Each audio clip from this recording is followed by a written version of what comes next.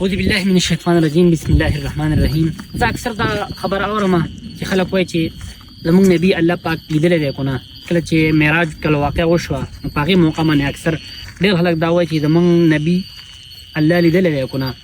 نو دا مسله ډېر د مخکې نه را روانه ده. نو عایشې رضی الله عنها ته چې دا خبره پته ولګېده چې د خلکو داسې قسمه سوچ کوي نو هغې وایي چې څوک دا خبره کوي چې زموږ نبی الله لیدلی نو دی دروغ وایي.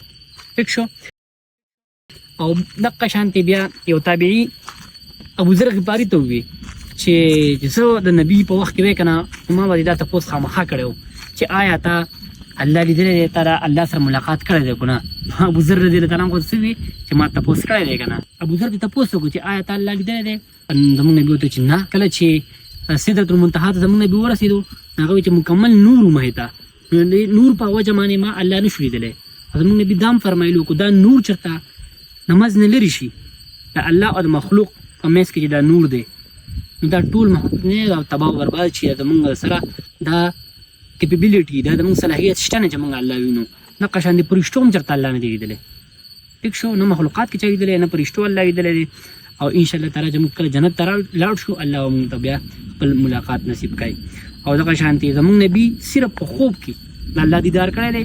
زموږ نبي ته بیا یوه دعا غوښتله په دغې خوب کې اللهم انی اسألک فعل الخیرات وترک المنکرات وحب المساکین وان تغفر لي وترحمني.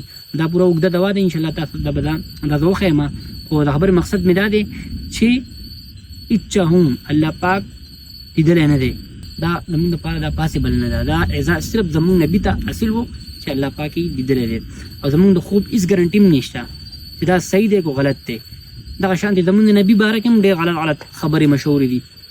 اکثر خلک خوب ویني ما نبي په خوب کې ولیدو هغه په اصل کې شیطان لیدلی په دې دوکه شي.